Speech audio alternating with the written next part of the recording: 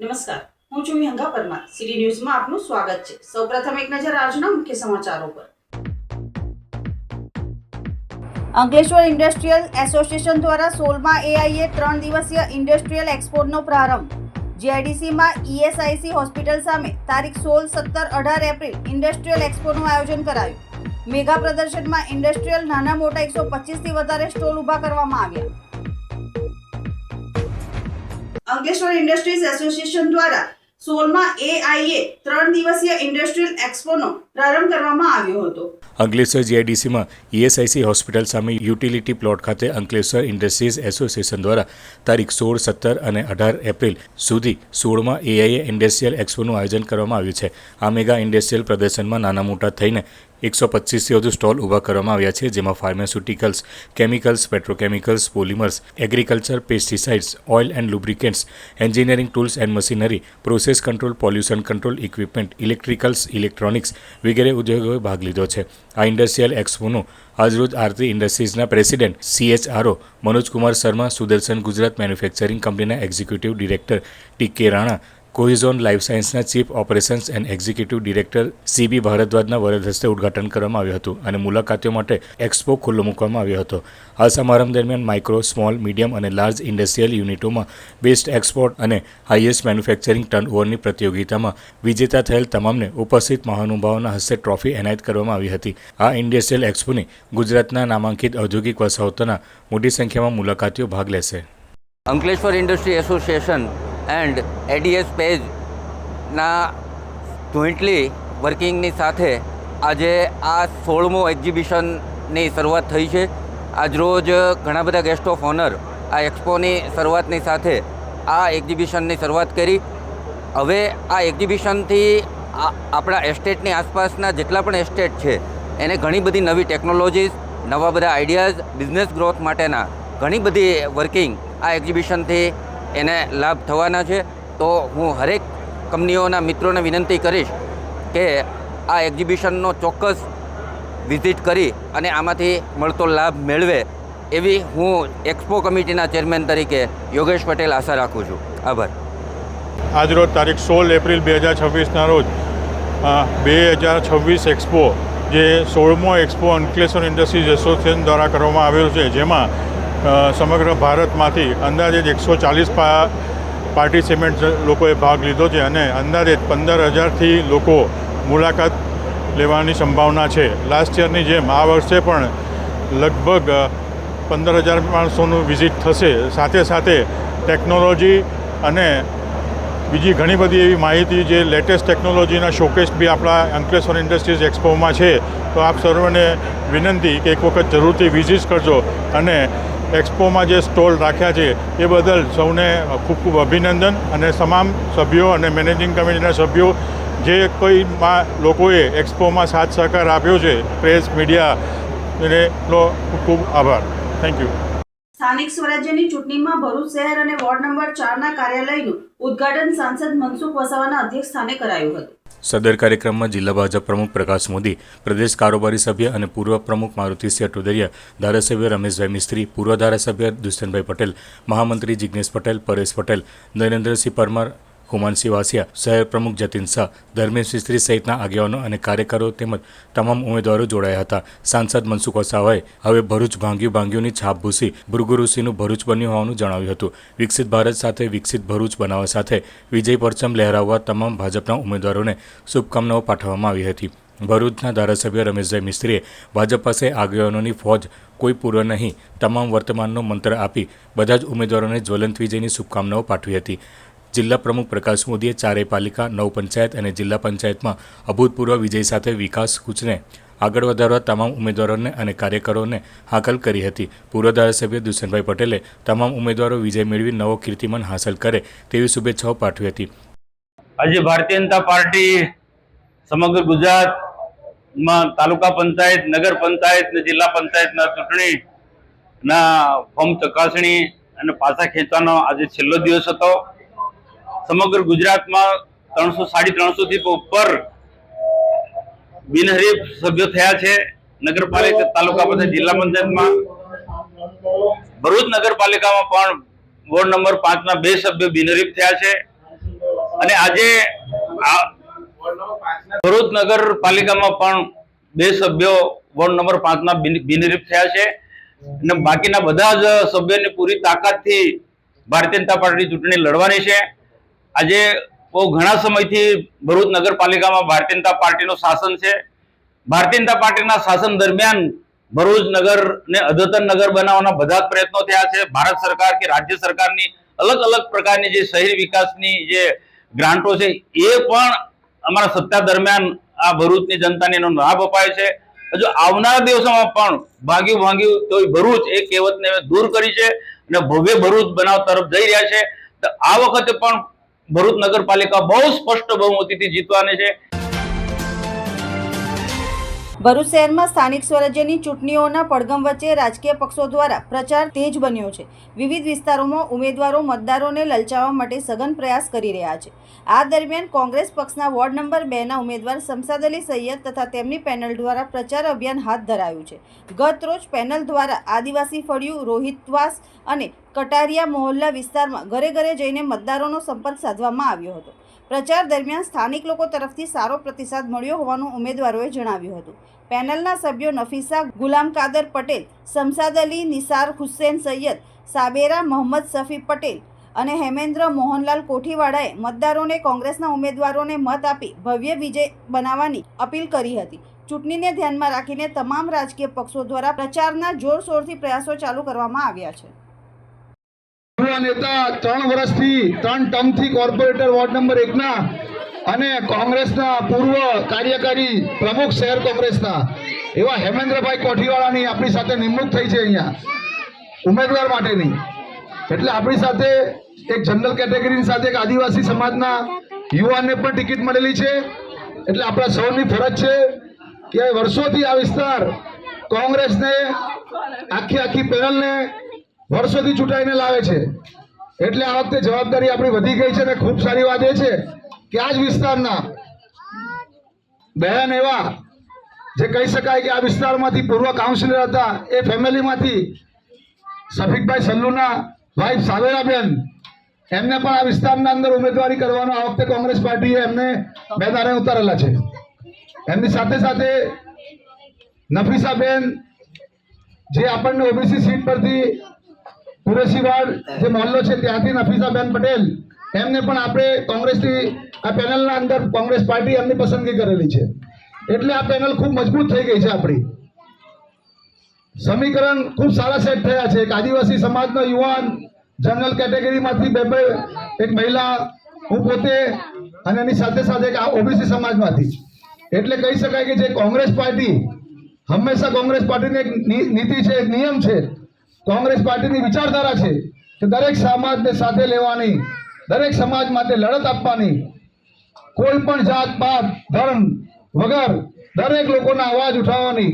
એ જ રીતે આપણને આજે મોકો મળે છે આ પેનલને કે દરેક સમાજના લોકો આજે આ પેનલના અંદર સામેલ છે. હવે સમય છે એક વિરામનો. વિરામ બાદ નિહાળીશું અન્ય સમાચાર. તો જોતા રહો સિટી ન્યૂઝ.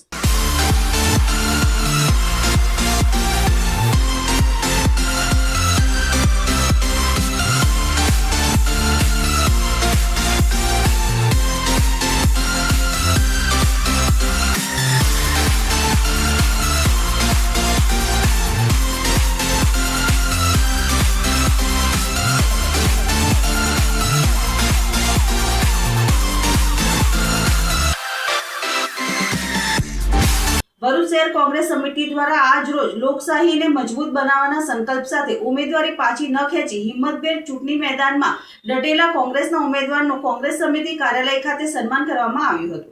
આ પ્રસંગે શહેર કોંગ્રેસ પ્રમુખ સલીમ અમદાવાદી સહિતના અગ્રણીઓએ ઉમેદવારોને શુભેચ્છાઓ પાઠવી હતી અને તેઓના મનોબળને બળ આપ્યું હતું. આગેવાનોએ જણાવ્યું હતું કે લોકશાહી વ્યવસ્થામાં નિર્ભય અને નિષ્પક્ષ ચૂંટણી અત્યંત આવશ્યક છે અને કોંગ્રેસના ઉમેદવારોએ સિદ્ધાંતને સાચવવા દબાણ સામે અડીખમ રહ્યા છે. કાર્યક્રમ દરમિયાન આગેવાનો દ્વારા સ્પષ્ટ સંદેશ આપવામાં આવ્યો હતો કે કોંગ્રેસ પાર્ટી લોકશાહીના મૂલ્યોને જાળવવા માટે પ્રતિબદ્ધ છે અને દરેક ઉમેદવારને પૂર્ણ સહકાર આપવામાં આવશે. સાથે જ કાર્યકર્તાઓને પણ વધુ સક્રિય બની ચૂંટણીમાં પાર્ટીની જીત સુનિશ્ચિત કરવા આહવાન કરવામાં આવ્યું હતું. આ કાર્યક્રમથી કોંગ્રેસના ઉમેદવારોમાં નવી ઉર્જા જોવા મળી હતી અને તેઓ વધુ આત્મવિશ્વાસ સાથે ચૂંટણી લડવા સજ્જ બન્યા હોવાનું જણાવ્યું હતું. ભરૂચ નગરપાલિકાના ઇલેક્શનમાં જે ઉમેદવારો પર સામ દાન અને પદ્ધતિ અપનાવીને ઉમેદવાર પાછું ખેંચવાનો જે ભાજપની સરકાર દ્વારા પ્રયત્ન કરવામાં આવેલો તેની સામે જબરજસ્ત તાકાતથી ઊભા રહીને ફોર્મ પાછું નથી ખેંચાયું, નક્કી છે એવા લોકોને સન્માન કરવાનો પ્રોગ્રામ રાખવામાં આવેલો. ભરૂચ શહેરમાં ઓછામાં ઓછા 10 સભ્યો એ લોકો ટાર્ગેટ બનાવેલા ઉઠાઈને ફોર્મ પાછું ખેંચવાના. એ પ્રક્રિયાની અંદર 8 સભ્યો અમે બચાવી શક્યા. એ બદલ અમે શહેર કોંગ્રેસના તમામ આગેવાનોનો જે પણ લોકો એમણે સાથ સહકાર આપ્યો છે એનો પણ અમે આભાર માનીએ છીએ. અંકલેશ્વરના સ્થાનિક સ્વરાજ્યની સંસ્થાઓની ચૂંટણીને ધ્યાનમાં લઈને શિક્ષકો દ્વારા મતદાન જાગૃતિ બાઇક રેલીનું આયોજન કરાયું હતું. અંકલેશ્વર શહેરમાં મતદાર જાગૃતિ અંગે શિક્ષકો દ્વારા જીનવાલા હાઈસ્કૂલ ખાતેથી વિશાળ બાઇક રેલીનું આયોજન કરાયું હતું. બાઇક રેલી પૂર્વે મતદાન અંગે પ્રતિજ્ઞા લેવામાં આવી હતી. ત્યારબાદ મામલતદાર રાજન વસાવા અને નાયબ મામલતદાર ભરત પટેલે લીલી ઝંડી આપી પ્રસ્થાન કરાવ્યું હતું. જીનવાલા હાઈસ્કૂલ ખાતેથી નીકળેલી શિક્ષકોની બાઇક રેલી શહેરના મુખ્ય માર્ગો પર 3 રસ્તા સર્કલ, ચૌટા નાકા અને ભરૂચી નાકા પરથી પસાર થઈ હતી. માર્ગમાં શિક્ષકો દ્વારા મતદાનના મહત્વ અંગે જનજાગૃતિ ફેલાવવામાં આવી હતી. રેલી અંતે ફરીને જીનવાલા હાઈસ્કૂલ ખાતે પરત ફરી હતી, જ્યાં રેલીનું સમાપન કરાયું હતું. આ કાર્યક્રમનો મુખ્ય હેતુ નાગરિકોમાં મતદાન પ્રત્યે જાગૃતિ લાવી વધુમાં વધુ મતદાન થાય તે સુનિશ્ચિત કરવાનો હતો. સમગ્ર રાજ્યમાં સ્થાનિક સ્વરાજ્યની સંસ્થાઓની ચૂંટણીઓ થઈ રહી છે ત્યારે જિલ્લા પંચાયત, તાલુકા પંચાયત અને નગરપાલિકા કક્ષાએ ઇલેક્શન થવા જઈ રહ્યા છે. ત્યારે મતદારોમાં મતદાન પ્રત્યેની જાગૃતિ કેળવાય અને તમામ મતદાર એમના મતદાનના અધિકારનો ઉપયોગ કરે એ હેતુસર આજરોજ જિલ્લા વહીવટીતંત્ર ભરૂચ, જિલ્લા શિક્ષણ અધિકારી કચેરી ભરૂચ તથા મામલતદાર શ્રી અંકલેશ્વર દ્વારા આજરોજ શિક્ષકો દ્વારા જનજાગૃતિ રેલીનું એક આયોજન કરવામાં આવ્યું, જેમાં અંકલેશ્વર શહેરની શાળાઓના શિક્ષકો અને વાલીઓ પણ જોડાયા છે. આ પ્રસંગે તમામ મતદારોને એમના મતદાનનો અધિકાર ભોગવે એ માટેની જાહેર અપીલ કરીએ છીએ. અંકલેશ્વર તાલુકાના સિંગપુર ગામની સીમમાં દીપડો પાંજરે પુરાતા ગ્રામજનોએ હાશકારો અનુભવ્યો હતો. વન વિભાગ દ્વારા પાંજરે પુરાયેલા દીપડાને સલામત સ્થળે છોડી મૂકવાની તજવીજ હાથ ધરવામાં આવી હતી. અંકલેશ્વરના સેંગપુર ગામની સીમમાં કેશુભાઈની વાડી પાસે દીપડાએ દેખા દેતા ભયનો માહોલ છવાઈ ગયો હતો. દીપડાની હયાતી અંગેની જાણ અંકલેશ્વર વન વિભાગને કરવામાં આવતા વન વિભાગ દ્વારા વાડી પાસે પાંજરું મૂકવામાં આવ્યું હતું. આજો દીપડો પાંજરે પુરાયેલો જોતા ગ્રામજનોના ટોળા ઉમટી પડ્યા હતા. આ અંગે વન વિભાગને જાણ કરાતા વન વિભાગની ટીમ સ્થળ ઉપર દોડી આવી પહોંચી હતી અને દીપડાને વન વિભાગની શાલીમાર નર્સરી ખાતે લાવી સલામત સ્થળે છોડી મૂકવાની તજવીજ હાથ ધરી છે. ત્યારે દીપડો પાંજરે પુરાતા ગ્રામજનોએ હાશકારો અનુભવ્યો હતો. હું વી.એ. ચૌધરી, રાઉન્ડ ફોરેસ્ટર, અંકલેશ્વર સામાજિક વનીકરણ. આજરોજ સામાજિક વનીકરણ રેન્જ અંકલેશ્વરના કાર્ય વિસ્તારમાં કેશુકાકાની વાડી સેંગપુર ગામમાં દીપડો ફરતાની માહિતી મળતા જેથી સામાજિક વનીકરણ range forest officer Jayan Rana સરના માર્ગદર્શન હેઠળ પિંજરું મૂકવામાં આવેલું હતું, જે આજરોજ વહેલી સવારે દીપડો પાંજરે પુરાયો છે, જેની પૂરતા કાગળિયા કરી અને રાતના સમયે એને છોડવાની કાર્યવાહી કરવામાં આવશે. અંકલેશ્વરના સજોદ ગામની સીમમાંથી તાલુકા પોલીસે જુગાર રમતા 4 જુગારીઓને અટકાયત કરી ₹15,000નો મુદ્દામાલ જપ્ત કરી કાયદેસરની કાર્યવાહી હાથ ધરી છે. અંકલેશ્વરના સજોદ ગામની સીમમાં આમલા ખાડી કિનારે બાવળના ઝાડ નીચે જુગાર રમાઈ રહ્યો હોવાની બાતમી રૂરલ પોલીસે મળી હતી. જે મળેલી બાતમીના આધારે રેડ કરતા જુગાર રમતા ચીમન ડાહિયાભાઈ પટેલ, જયંતિ ધીરજભાઈ વસાવા, પ્રવીણ રમણભાઈ પટેલ અને નટવર વસાવાને ઝડપી લીધા હતા. તેમજ સ્થળ ઉપરથી રોકડા મળી કુલ ₹15,000થી વધુનો મુદ્દામાલ કબજે કરી ગુનો નોંધી કાયદેસરની કાર્યવાહી હાથ ધરી છે. સંસ્કાર ભારતી ટ્રસ્ટના મેનેજિંગ ટ્રસ્ટી, કેમ્પસ ડાયરેક્ટર તથા આચાર્યને અમદાવાદ અને સુરત ખાતે આયોજિત વિવિધ શિક્ષણ સમિટ અને લીડરશિપ કાર્યક્રમમાં સન્માનિત કરવામાં આવ્યા હતા. અમદાવાદ ખાતે આયોજિત રીડિફાઇનિંગ એજ્યુકેટિંગ એન્ડ સ્કિલિંગ ફોર વિકસિત ગુજરાત વિકસિત ભારત વિષયક શિક્ષણ સમિટમાં સંસ્કાર ભારતી ટ્રસ્ટના મેનેજિંગ ટ્રસ્ટી મધુસૂદન રૂંગટા અને કેમ્પસ ડિરેક્ટર કુલવંત મારવાલ ઉપસ્થિત રહ્યા હતા. સમિટ દરમિયાન નવી શિક્ષણ નીતિ 2020, ડિજિટલ લર્નિંગ, સ્કિલ ડેવલપમેન્ટ, સમાવેશક શિક્ષણ તથા ભવિષ્યમુખી શિક્ષણ મોડલ જેવા મહત્વપૂર્ણ વિષયો પર ચર્ચા હાથ ધરાઈ હતી. વિવિધ નિષ્ણાતો દ્વારા આપવામાં આવેલ માર્ગદર્શનથી શિક્ષણ ક્ષેત્રમાં નવી દિશાઓ અંગે મહત્વપૂર્ણ માહિતી પ્રાપ્ત થઈ હતી, જેમાં કેમ્પસ ડાયરેક્ટરને શિક્ષણ ક્ષેત્રના ભવિષ્યમુખી વિચારથી સન્માનિત કરવામાં આવ્યા હતા. સંસ્કાર વિદ્યા ભવનના પ્રિન્સિપલ શૈલજાસિંહ અને રૂંગટા ભવનના પ્રિન્સિપલ દિવ્યજીતસિંહ ઝાલાને સુરત ખાતે આયોજિત લીડરશિપ રિટ્રીટ કાર્યક્રમમાં સન્માનિત કરવામાં આવ્યા હતા.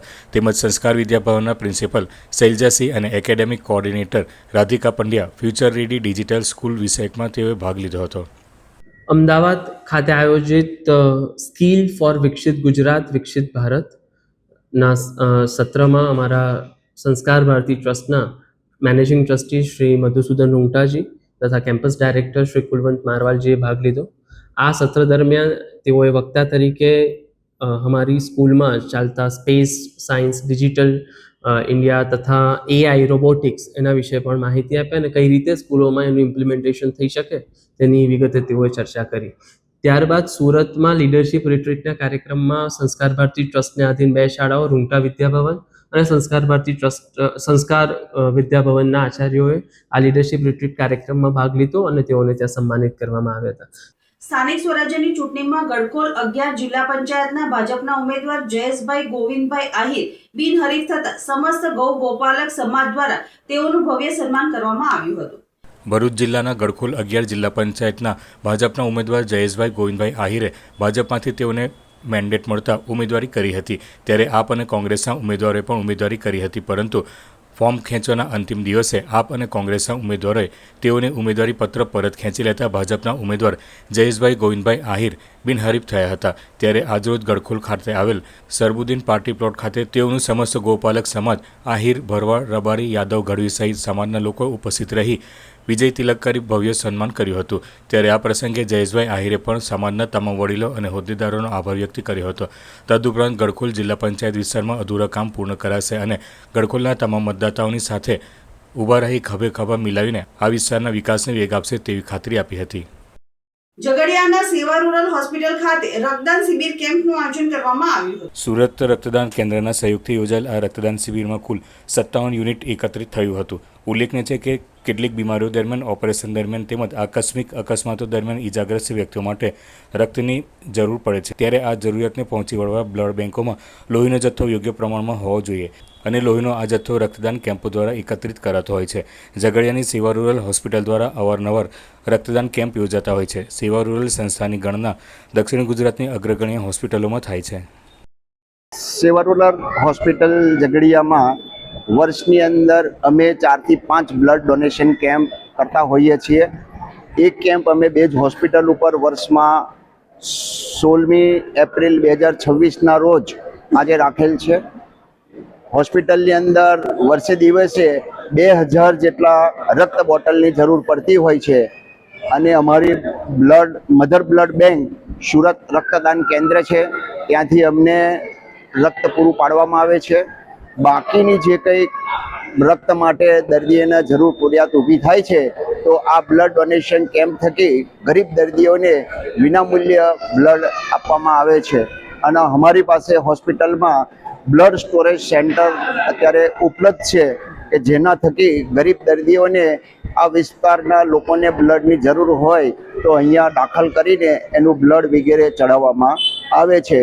આ બ્લડ ડોનેશનનો કેમ્પ હેતુ એવો છે કે લોકોની અંદર આ અંગે જાગૃતિ ફેલાય અને જરૂરી સમયે બ્લડ જે તે વ્યક્તિને મળી શકે એવો હેતુ છે. અંતમાં મુખ્ય સમાચારો પર ફરી એક નજર.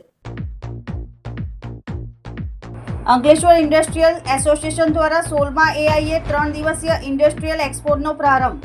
GIDCમાં ESIC હોસ્પિટલ સામે તારીખ 16, 17, 18 એપ્રિલ ઇન્ડસ્ટ્રીયલ એક્સપોનું આયોજન કરાયું.